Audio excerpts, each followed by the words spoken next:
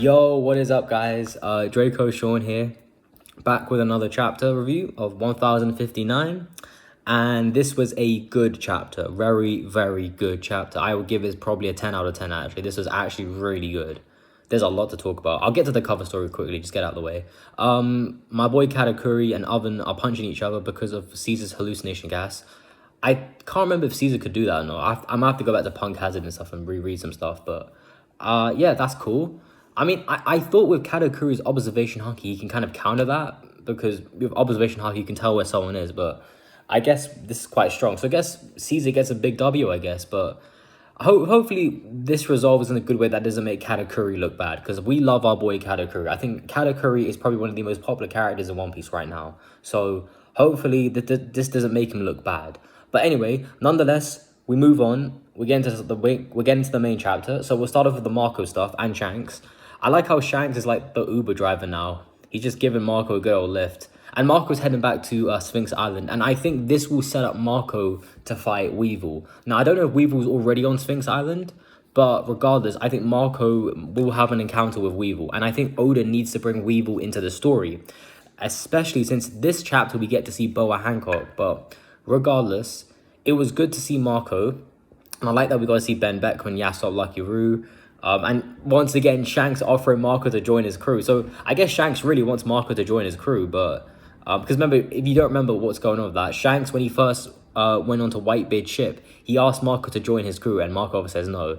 But I like that there's a different response to it. Because after what happened in Marineford, I like that Marco truly, truly respects Shanks. Because obviously Shanks did a lot for them. He gave Whitebeard and Ace a proper burial. He stopped the war. He prevented more pirates on the Whitebeard pirates from dying. So honestly, Shanks, I think Marco, after that Marineford experience, I think he definitely respects Shanks to a high level. And I think as a friend as well, I think. Because before, remember, when Marco refuses Shanks, he's like, go to hell. He says to Shanks, go to hell. But in this case, it's a very positive response. He's like, no, I don't want to join your crew. I'm too old now. It is what it is. I find that funny because he's only like 6 years older than Shanks or something. Because Shanks is like 39. Marco's like 45. So I find that a little bit funny. But the big thing we've got to talk about quickly is this Yamato stuff. Now, as you all know, I gave a very strong response on the Yamato thing. I wasn't the only one. I think everyone was in the same way, thinking the same thing I was thinking. But this chapter really remedies that problem. And I was saying this as well, is if Yamato is going to stay, it should be through a logical reason. And I'm happy Oda addressed this. Now, I do wonder if Oda saw the hate, because Oda, I don't know how much Oda looks online, but I'm assuming Oda must have seen people hate on this chapter. He'd be like, right, I've got to change it. So I'm happy Oda kind of changed that. That Yamato says, right, I need to stay here because there are people like Green Ball who could come to Wano, and he obviously knows... She obviously knows that it was not Momo who did anything. Momo didn't do anything. That the only reason why Green Ball left was because of Shanks. And she knows that she needs to be there to protect Wano because she is very strong. We know that. We saw her go up against Kaido. She has Conqueror's Haki Infusion. She has a Mythical Zone Delver. She is overpowered. She is so strong. So she's a perfect protector for Wano. So this is a good character moment for Yamato, actually. So this is the kind of stuff I wanted to see from Yamato. So I'm happy this got addressed. And I think that it makes Yamato a bit better, I think, because I think everyone was like, Yamato is absolute garbage. And I was one of those people as well. I mean, she's still not a perfect character, but this definitely helps her out a little bit, which is good. And I like that.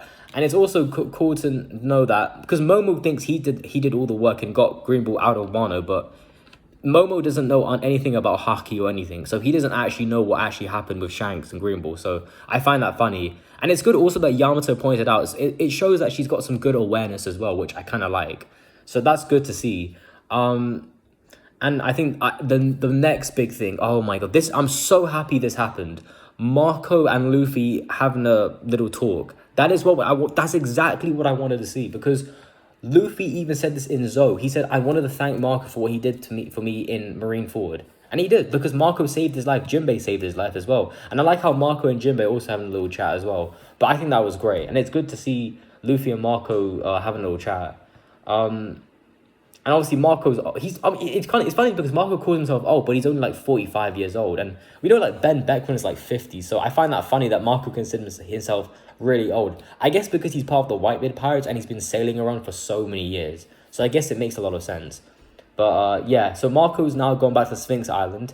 I don't know if we're going to see him go up against Weevil, but we might see that. And I think that'll be interesting to see.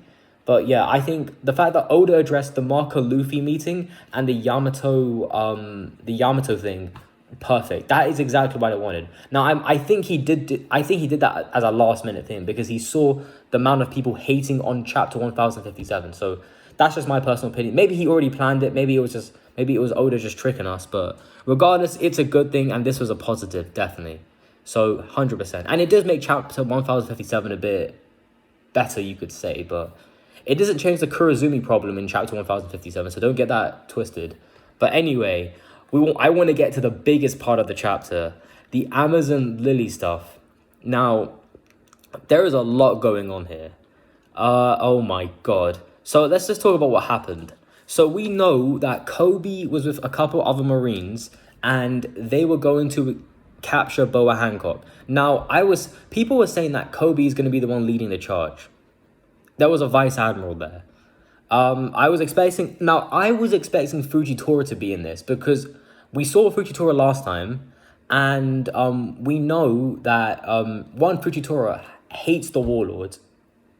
He hates the warlords, and we know also one thing about Fujitora is when we saw him last, he was on the sea somewhere, but we saw a Sea King where he was at. So we were thinking that he might be on the Calm Belt, and we know that's where Amazon Lily is. So I found that kind of interesting that maybe Fujitora has been sent by Akainu to go capture Boa Hancock, and that makes the most sense because Fujitora is blind, and Boa Hancock's powers are completely useless. If you watch One Piece 3D 2Y, there was a guy that Boa Hancock fights, a fisherman who's blind, and we find out her powers are useless against him because, again, she has to make direct eye contact, I'm assuming. So, and the person has to see her beauty, obviously. But because Fujitora is blind, it's like the perfect counter against Boa. So I thought Fujitora was going to be here, but I guess not. But yeah, no, it was so interesting. But the biggest thing we got is we finally get to see the SSG, the things that have replaced the warlords. And it is shocking. So we see two kids in this chapter, and they've got Lunarian genes. Now, I don't know if these people are actual robots or they're like cyborgs. I don't know. Like, are they humans who have modifications to them or something? Because this is interesting because we see, and again, I think Vegapunk is working on this Lunarian thing. And remember, this is important because we know that King was the last Lunarian. But remember, if you go back to the King flashback, King was captured on Punk Hazard. And we know Vegapunk, just like with Kaido, how he was using the lineage factor thing to create Momo's Devil Fruit. I think the same thing applies here with King, but in his case, it's the Lunarian genes. So they must have done some experiments on King and taken some, like, I don't know, some DNA or something from King and, I don't know, done some madness with it. And Vegapunk has brought that back, and he's been working on this for a while. And yeah, I think they have the same things as the Pacifista, but they're clearly way stronger. And obviously, the biggest thing is they look like Boa Hancock. One of them looks like Boa Hancock, and one of them looks like... Well, he doesn't look exactly like Mihawk, but he's got like the swirly eyes like Mihawk. So I do wonder if that implies we're going to get... Does that mean the SSG are just the warlords in kid form with Lunarian genes? And they're all going to be extra strong, but... Yeah, to finally see the SSG, and I'm not going to lie, it's kind of impressive. They're kind of impressive. Again, no one is expecting these guys to be like Yonko level threats. I know people are saying that they have to be as strong as Mihawk. No way. There is no way Vegapunk has created Yonko level things just like that. There's no way. But these things are definitely no joke. They're definitely strong than the Pacifista. But yeah, no, I think this is amazing. And I think it was great. But what happened next? Blackbeard... I'm not going to lie, I find it a bit weird that Blackbeard is here, because we find out Blackbeard is here for Boa Hancock's Devil Fruit, which I don't understand, because while Boa Hancock Devil Fruit is overpowered, it's not like it has to only work well with a certain user, because remember, the only way that Boa Hancock's power works mostly is because of her looks, because of her beauty. So the fact that Blackbeard wants that power, I'm obviously not for himself. I'm assuming for one of his crewmates. I don't know who, but I mean, I guess he wants to give it to someone on his crew.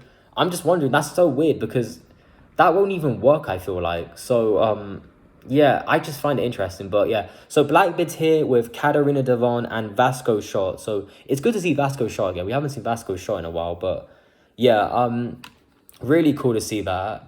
There's some interesting quotes from Vasco shot and Katarina Devon, but obviously we know. I think one thing I think I remember I heard about this is that Katarina Devon, she doesn't like other people who are beautiful. She hates those kind of people, so she likes to chop their heads off. And I don't know. She's crazy. She's crazy. I mean, there's a reason why she was in level 6, and Vasco shot is an absolute perv. So there you go. But no, I think this whole fight in Amazon Lily is mental because you got the Marines attacking Boa, then you got Blackbeard just coming out of nowhere to take on everyone and make sure to get Boa's devil fruit. Like, it's all up in the air right now. It's just craziness is happening. And then we haven't got to then another insane part as well, but we'll get to that. But yeah, we see Blackbeard just attacking people, and then obviously the SSG decides to attack Blackbeard. And it's funny, we get to see Blackbeard actually use armor and haki, which is actually cool to see, actually. I like that because, I mean, obviously Blackbeard would have it, but for me, Blackbeard, I feel like doesn't show much. Well, we've never seen Blackbeard use haki, really, so it's good to see him use it. But yeah, no, these SSG dudes are crazy. And yeah, I think we saw the Mihawk one, the one with the Mihawk eyes. We saw him like cut like a huge part of the like the mountain on Amazon Lily. Oh my god, like, and obviously he tried to cut Blackbeard, but Blackbeard blocked it using armor and haki. So again, yeah, this was crazy. And then we had Boa attacking Marines, Blackbeard using Black Hole to fight the pacifist, well, the SSG, I should say. But yeah, no. And also we found out Boa turned everyone into stone except Kobe and Blackbeard. And even Blackbeard's own men got, like, even Katarina Devon and Vasco Shot got turned into stone. So I guess, again, Boa's powers are very hacks, but yeah. But then we go to the next big thing, and we get the bounties. Now, I will say this, right? I think Blackbeard's bounty is fine. It should be high, because it's Blackbeard. Boa's bounty, again, I think with some of these warlords, their bounties are just way too high. I think Mihawk's is fine, because Mihawk is the world's strongest swordsman. He's a guy who can go up against a Yonko and Shanks, and he's implied to be better than Shanks, which I'm not going to get into who's stronger, but that bounty makes sense. But crocodiles and boas, I think, are way too high. Like, unless they're that strong, I think Boa is a strong combatant because her Delphi is very powerful. But for her to be that powerful, I mean, crazy. It's crazy. But yeah, we see Blackbeard using his, remember with the Yummy Yummy no Mi, he can, when he touches you, he nullifies the Devil Fruit power. So Boa, obviously, when Blackbeard touches Boa, Boa can't use her, I forgot what's it called again, her Love Fruit, basically. But this was a really cool panel as well. We see Boa getting just held by Blackbeard, and just Kobe just looking and watching. And I think it's a really interesting scenario because everyone's been turned to stone, and Kobe cares about his soldiers. Blackbeard doesn't care really about his soldiers, and Boa just wants to leave here alive. So it's a funny little scenario here because then no one is on the same side here. Like, Kobe's not on Blackbeard's side, Blackbeard is not on Boa's side, and Blackbeard is not on Kobe's side. So it's all a bit all up in the air, isn't it? But I just find this a funny scenario. But then we get more into the Rocky Port incident, which, again, we don't know much about the Rocky Port incident. All we know is that Kobe was hailed as a hero. And I find this funny because obviously we know Garp was the hero of the Marines back in the day, and Kobe is like Garp's apprentice, or new apprentice, I should say.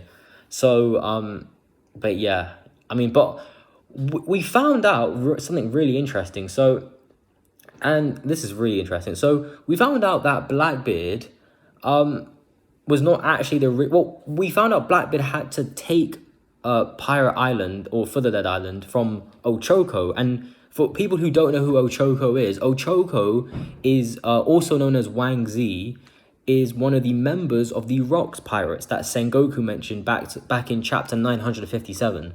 So this was interesting because I actually thought Ochoko was going to be someone like Shaki, and I'll get to Shaki later because we found out something about her as well. But no, we found out a lot, but I don't know what this implies because, I mean, we don't know anything about Ochoko, but it's interesting that Oda's bringing back Ochoko, so I guess we're going to learn more about the Rocks pirates, I guess. We're starting to learn more about them, but it's interesting that Ochoko was the one who was originally the ruler of Fullerled Island, and Blackbeard needed the Rocky Port incident to get Ochoko off the island. So again, we don't know what happened, but again, this is really interesting for me because it implies that even though Blackbeard became a Yonko, he's still not he's not like the most invincible guy. This is why I say I don't think Blackbeard is top 1, because even though Blackbeard is he's really like an opportunist in a sense. But I just feel like Blackbeard, because he's a bit of a coward as well, he doesn't get that respect from me fully. But he's still very impressive, don't get me wrong. But yeah, I can't wait to learn more about this Blackbeard Ochoko thing. But yeah, no, this Blackbeard Ochoko thing, yeah, definitely. I'm hella excited for it because I think we're gonna learn more about the Rocks pirates, and I want to learn more about them. But yeah, no. And one thing I will also say quickly, and this is to go back to the SSG quickly, is that I did notice that they didn't fully have full control over the SSG. So I guess the SSG are a bit there's no full control over the SSG. So the SSG might maybe turn on the Marines in the future. So keep that in mind as well. But yeah, it's a really sticky scenario. So Blackbeard is actually about to kill BOA, and then out of nowhere, Mr. Dark King Rayleigh has arrived. And I was just like, whoa. Like, I was surprised. I was like, why is Rayleigh here? But then it makes sense because Rayleigh would be here to help BOA because obviously Rayleigh would have seen in the news that the warlords have been abolished. So Rayleigh's like, right, I need to go over to Amazon Lily to help out BOA because we don't know the full relationship between Rayleigh and BOA, but obviously Rayleigh, Elder Neon, and Shaki were the ones who helped out BOA and her sisters escape from the Celestial Dragons. So that was something really important to know. But oh my god, Rayleigh comes in there, and I'm so mad we didn't get the bounty for Rayleigh.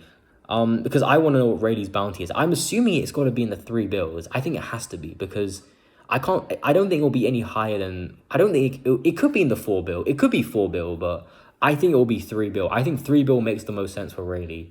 But wow, like Rayleigh is insane. Absolutely insane. And Blackbeard is actually scared as well, which again, that just shows you how impressive Rayleigh is as a how much people view Rayleigh. And it makes sense. He's Roger's right-hand man. He's going to be incredibly strong. And I've always said this as well. I think Rayleigh's up there as one of the strongest people in the verse. But yeah, no. Blackbeard backs out, it looks like. And yeah. But he does take Kobe, which we'll get to that later. But yeah, Rayleigh, it's kind of funny because Rayleigh was kind of bluffing because he didn't actually believe he could take out Blackbeard because he's old. Obviously, this is old Rayleigh. This isn't prime Rayleigh. If this was prime Rayleigh, then yeah, Blackbeard will definitely be running for the hills, 100%. But I think the next big thing we found out was Shaki. I've been waiting to get more into Shaki because we know that Shaki was a pirate 40 years ago. She is definitely a member of the Rocks. Oda hasn't fully confirmed it, but in an SBS at one point in an interview, I think someone brought the question up to Oda, is Shaki a member of the Rocks? And Oda gave a very funny answer. So I think it's safe to say that Shaki's a member of the Rocks. But what we didn't know was that she was the former Empress of Amazon Lily from 2 generations ago, and she was a captain of the Kuja Pirates. That is something I did not know. Because I thought she was a very powerful pirate because she mentioned that Garp was chasing her, and you would think that Garp will be chasing powerful pirates, so that would make sense. Because I thought she would be either Silver Axe or Ochoko, one of the 2 pirates that Sengoku mentioned, but Ochoko is someone else completely. And Silver Axe, I mean, she could be Silver Axe, but I doubt it. I don't think from what we know, we haven't seen her wield 2 axes. So yeah, I don't think she's Silver Axe, but she was a member of the Rocks, and this chapter just gives so much more hype on the Rocks pirates.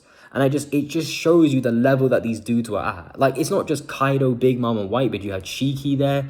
Ochoko is getting a little bit of hype from this chapter. And even Shaki was a member of a former empress of the Amazon Lily. So she's going to be incredibly strong. So, again, this is all really interesting. But, yeah, and also one thing to point out also is, when Rayleigh was taken about, he obviously said he couldn't beat Blackbeard. I mean, it makes sense. He's old. He doesn't believe he can beat Blackbeard, but he uses his kind of perception to kind of intimidate Blackbeard. So that was kind of cool. But it showed you how much Blackbeard, even though Blackbeard is powerful, he's very intelligent, Blackbeard. He knows when to get into fights with people and when not to get into fights with people. So it's something that I think I have to respect Blackbeard for. But again, I think Blackbeard, to become Pirate King, I think he does need to step up to the plate a bit more, but we'll see where this goes. But yeah, I think this was really interesting, this chapter. Like, yeah, and then obviously, yeah, Kobe getting kidnapped. I don't know why Kobe was getting kidnapped. So I'm guessing this is gonna lead to Kobe meeting Aokiji. And I've made this theory before that I think Blackbeard is going to kill Aokiji, because Blackbeard will know Aokiji is a traitor, I think. And we're gonna get Kobe. We're gonna get Kobe meeting Aokiji, I think. I think Blackbeard's gonna kill Aokiji, and I think Kobe is going to get Aokiji's devil fruit. Because I feel like in order for Kobe to become an admiral, while he is strong right now, he's nowhere near the level of an admiral. Nowhere near. So if he gets a powerful Logia type, that will definitely 100% boost Kobe up to an insanely high level. I don't know where, but he still needs to improve on his hockey and his strength and everything. But regardless, he's definitely making gains. And again, we still need to find out more about the Rocky Point incident, because we know Law was involved with this. So again, there's a lot going on, but yeah. So that's the chapter. Really, really good chapter. I think it is a 10 out of 10 chapter. Really good chapter. I'm really excited to see where the SSG goes. I love that we're getting these little snippets of the Rock's pirates a bit, which is good. I like that Oda is remedying that problem from chapter 1057, and it's so good to see Rayleigh back in the story, Blackbeard back in the story, doing something actually, which is great to see. BOA as well. Really great chapter. And yeah, and we'll see where this goes next chapter. I think next chapter we'll probably go into some maybe go back to the Straw Hats, or maybe Weevil or something. So we'll see. Anyway, this is your boy Draco Sean. Like, comment, subscribe. Peace out. Have a good day.